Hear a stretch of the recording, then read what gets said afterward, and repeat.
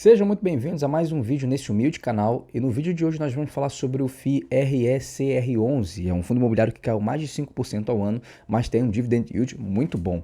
Nós vamos decifrar o que está por trás desse fundo, como é a composição, vamos fazer preço teto, vamos fazer comparação com outro fundo imobiliário do mesmo segmento para entender o porquê que mesmo com as cotas caindo, esse fundo continua pagando um dividendo muito bom. Também vou falar sobre os riscos que você deve monitorar para ter uma consciência muito maior de investimentos, e ali nós vamos ter informações cada vez mais inteligentes. Lembrando que isso é um pedido de um dos nossos inscritos, o Fábio Nascimento, como vocês podem ver aqui.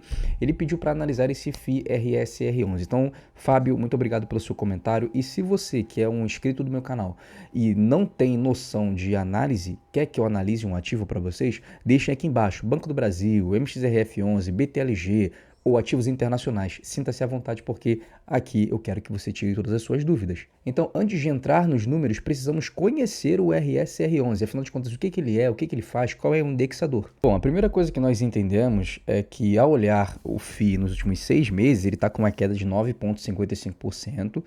No acumulado do ano, ele vem caindo 11,41%. Lembrando que eu estou gravando esse vídeo com o mercado financeiro aberto, então está sujeito a alterações. Aqui está R$ 74,09, mas ele pode oscilar e fechar com uma rentabilidade acima, ou ele pode fechar com 73, tudo pode acontecer. Porém, o que eu preciso que você entenda é que a Bolsa de Valores está aberta no momento em que eu estou gravando esse vídeo, mas atualmente a cotação está em R$ 74,09. Olha só, mudou novamente, agora aumentou mais 10 centavos. Mas a verdade é que no acumulado do ano ele está caindo 11,29%. E quando nós pegamos o IFIX, o IFIX no acumulado do ano está caindo 3,44%, os fundos imobiliários, em sua grande maioria, estão sofrendo. Tem pessoas que não estão entendendo o que está acontecendo, a carteira está derretendo, alguns ativos estão derretendo. Pessoal, os fundos imobiliários eles são muito sensíveis à taxa básica de juros.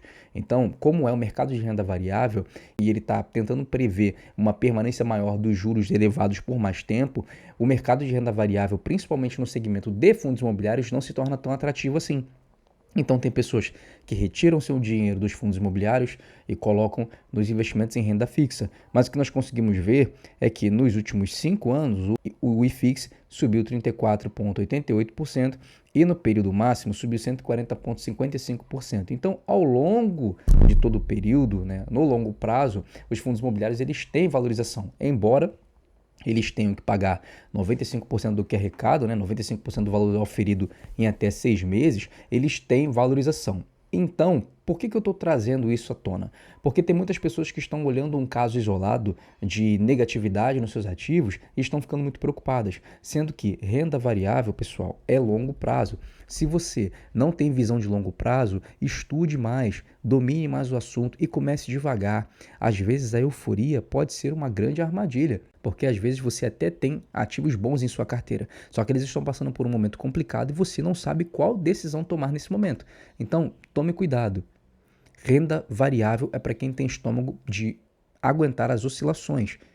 Então, deixe o longo prazo fazer o papel dele, que é valorizar os teus ativos. Bom, então nós conseguimos ver que o RECR11 está caindo bastante, mas o que ele faz? O RECR11 ele é um fundo de papel, ou seja, ele não compra prédios prontos como fundos de tijolo, ou nós podemos colocar até mesmo os galpões logísticos, por aí vai. Ele vai comprar dívidas imobiliárias, que são classificadas principalmente como certificado de recebíveis imobiliários, que são os CRIs. E hoje, cerca de 91% do RECR11 está ligado a esse segmento. Eu vou abrir o relatório e nós vamos ler ele com mais exatidão. Mas o patrimônio dele está alocado diretamente nesse segmento de investimentos, com uma pequena fatia em outros FIIs, e uma pequena fatia em outros imóveis. Então são muitas operações diferentes de crédito dentro da sua carteira. Ou seja, é um fundo que não está apostando todas as suas fichas em apenas uma única operação.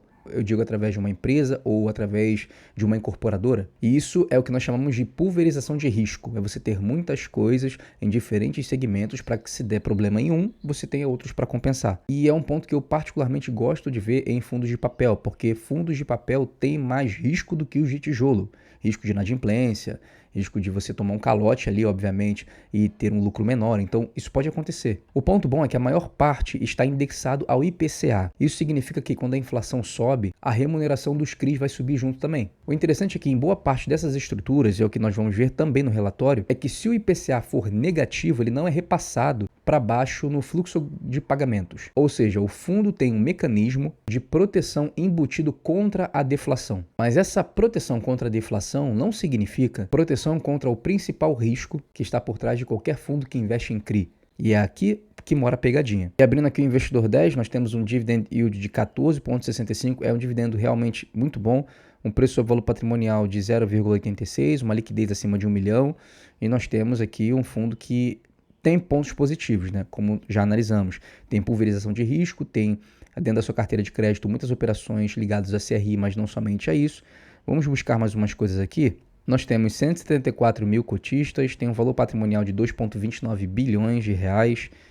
Você tem aqui uma gestão ativa e, obviamente, é um fundo de papel. E quando nós abrimos o relatório mensal, você consegue isso através do site do Investidor 10 mesmo, nós temos pontos importantes a serem analisados. E o primeiro ponto é que realmente se consolida, 91% das operações estão em CRIs. Depois você tem FIIs, imóveis, cotas de fundos de investimento com liquidez diária.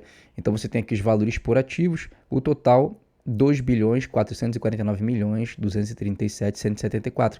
É muita grana. Então ele tem CRI, ele tem FII, ele tem imóveis, tem cotas de fundos de investimentos e tem outros ativos também. Então quando nós olhamos aqui o portfólio, vocês conseguem ver que tem muitas coisas que são investidas, né? E todos eles estão adimplentes. Isso é muito bom. Dentro dos indexadores você tem IPCA, CDI também. Então tem bastante coisa que é o que nós falamos ali da pulverização do risco que falamos anterior nesse vídeo. Se você ainda não entendeu, volta um pouco do vídeo para você entender esse conceito de pulverização. Na distribuição dos CRIs por indexador, nós temos IPCA, nós temos IPCA sem variação negativa. Lembra do que nós falamos de não ter um repasse para as taxas se o IPCA vier negativo? Temos o CDI, GPM. Ok. Quando olhamos aqui o segmento do devedor, nós temos incorporação, loteamento, investimento imobiliário, hotel, pessoa física, varejo, utilities. Então tem diversificação até mesmo dentro dos CRIs que o RSR11 investe.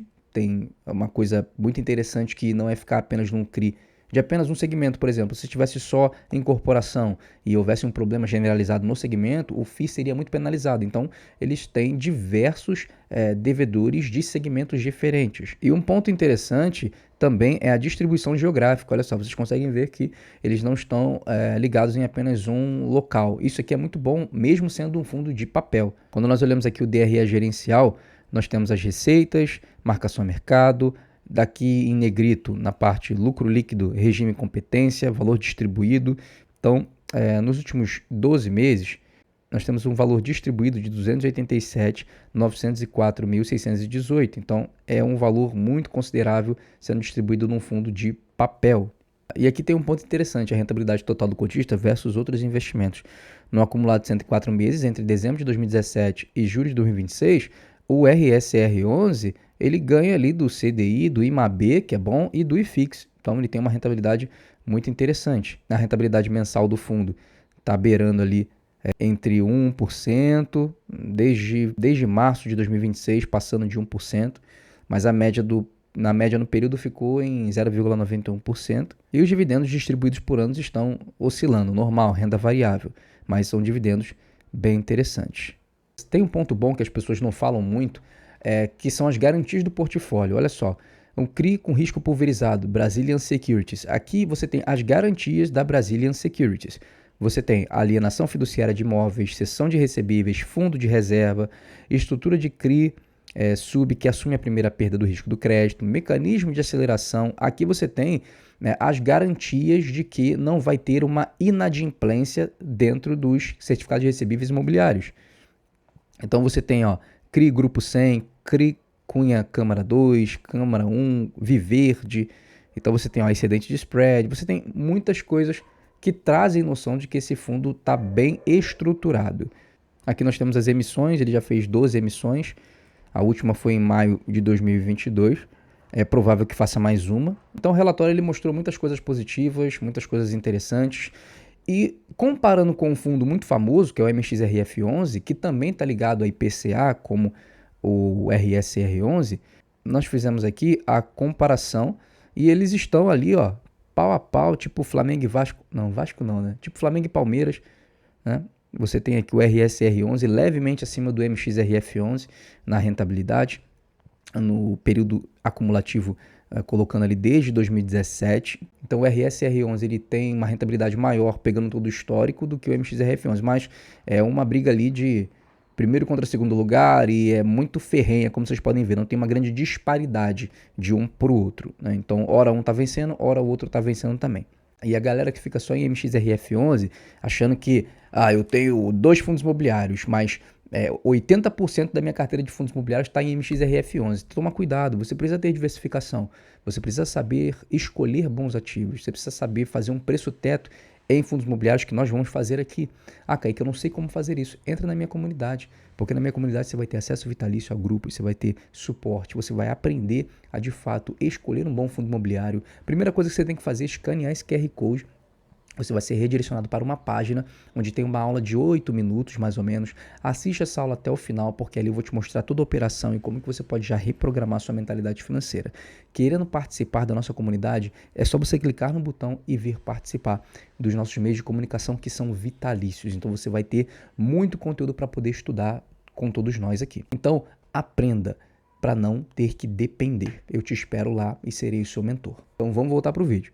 O relatório me mostrou muitas coisas positivas, porém, existem riscos que você precisa prestar muito bem atenção. Então nós vamos entender agora por que as cotas estão caindo, se é um relatório que de fato é bacana, e quais são os riscos que eu tenho que prestar atenção. Fundos de CRI indexados ao IPCA, eles sofrem marcação a mercado quando as expectativas de juros e inflação mudam ao longo do tempo. Ou seja, quando a curva de juros futuros sobe, o valor presente dos recebíveis que o fundo carrega cai. Então, mesmo que nenhum CRI tenha dado calote, inadimplência, podemos dizer assim, é contabilidade e não inadimplência. Então, isso pode realmente acontecer, mas existem os riscos que você precisa controlar. Então, preciso ser justo com você, isso não é uma recomendação de compra, mas tem pontos que precisam de atenção. Primeiro, inadimplência crescente na carteira dos CRIs. Você precisa acompanhar o relatório mensal. Se houver um acúmulo ou um aumento de inadimplência, fique ligado. Segundo, a concentração setorial das 93 operações.